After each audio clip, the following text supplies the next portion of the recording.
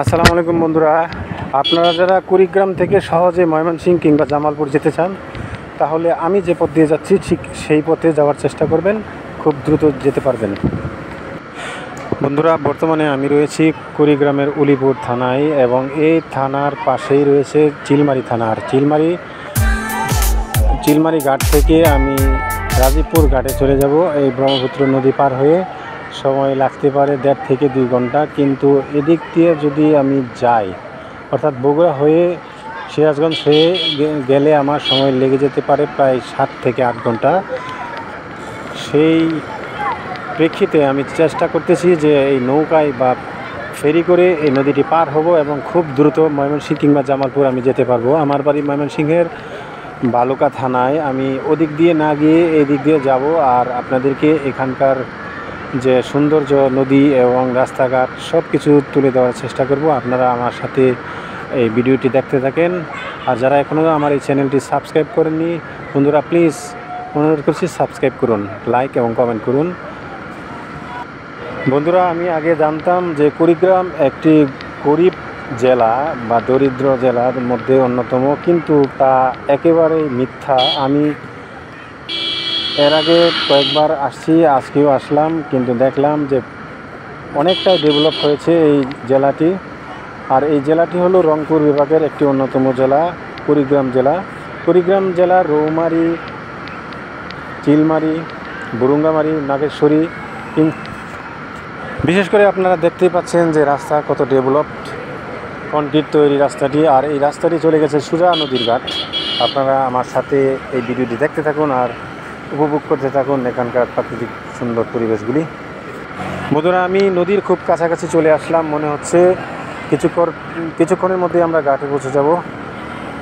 আর আমার এই ভ্রমণটি শুরু হয়েছিল ময়মনসিংহের বালুকা থেকে পদ্মা ব্রিজ হয়ে সাতক্ষীরা, কুষ্টিয়া, বগুড়া, গাইবান্ধা হয়ে পঞ্চগড় এবং পঞ্চগড় থেকে ফেরার পথে কুড়িগ্রাম আসলাম। আর এই কুড়িগ্রাম দিয়ে আমি ব্রহ্মপুত্র নদী পার হয়ে ইনশাল্লাহ ওপারে যাওয়ার চেষ্টা করতেছি। আপনারা সবাই দোয়া করেন।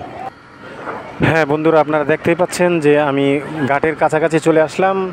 এই চিলমারি ঘাটের যে বাজারটি, আমি ঠিক বাজারের নামটি জানি না, এখানে পৌঁছে গেলাম। কিছু দূর গেলেই আমরা নদী দেখতে পাবো। আর এই হলো ব্রহ্মপুত্র নদী, যে নদীটি ইন্ডিয়া থেকে বাংলাদেশে প্রবেশ করে যমুনা নদীর নাম হয়ে চলে গেছে বহুদূর, বঙ্গোপসাগরের সাথে মিশেছে। আমি চেষ্টা করতেছি আমার মোটরসাইকেল নিয়ে নৌকায় করে ফেরি করে রাজীবপুর ঘাটে যাব। একটু ভয়ও লাগতেছে, কারণ নদী বিশাল নদী, যেখানে থেকে থেকে চর, আবার নদী এরকম।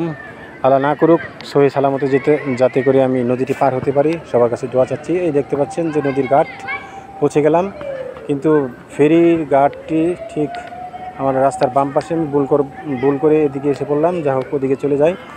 দেখতেই পাচ্ছেন যে সকাল সকাল আমি পৌঁছে গেলাম এই নদীর ঘাটে। আর নদীর ঘাটটি অপরূপ সৌন্দর্যে ঘেরা, চমৎকার। এর আগে আমি প্রায় 3 বছর যাবত এই ঘাটে আসছিলাম, তেমন ডেভেলপ ছিল না, এখন যথেষ্ট পরিমাণ ডেভেলপ হয়ে গেল।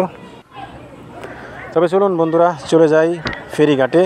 কিন্তু ফেরিঘাটে ফেরি নেই, বড় বড় নৌকা, যে নৌকাগুলিতে প্রায় 3 থেকে 400 লোক ধরে এবং 15-20টা মোটরসাইকেল নিয়ে চলে যায়। হ্যাঁ বন্ধুরা, পৌঁছে গেলাম নদীর ঘাট, আলহামদুলিল্লাহ। এখন অপেক্ষা শুধু নৌকা ওঠা এবং নৌকা ছাড়ার। কীভাবে কী করতে হয় কিচ্ছু জানি না। এখানে আসলাম এবং নৌকায় উঠবো, কোত্থেকে টিকিট করতে হয়, না ভাড়া দিতে হয়, না বড় নৌকা আসবে, কিছুই জানি না। যা হোক, আমরা ফেরি ঘাটে যাই, সেখানে বিস্তারিত জানি, তারপরে আমরা পরবর্তী পদক্ষেপ নেওয়ার চেষ্টা করব ইনশাল্লাহ। শুভ সকাল এই নদীর ঘাটে, কুড়িগ্রামের চিলমারি ঘাট থেকে। সবাই আমার এই ভিডিওটি দেখার জন্য সবাই ভালো থাকবেন, সুস্থ থাকবেন। এবং আবার অনুরোধ করছি, যারা আমার চ্যানেলটি এখনও সাবস্ক্রাইব করেনি প্লিজ সবাই সাবস্ক্রাইব করুন, লাইক এবং কমেন্ট করুন। আল্লাহ হাফেজ।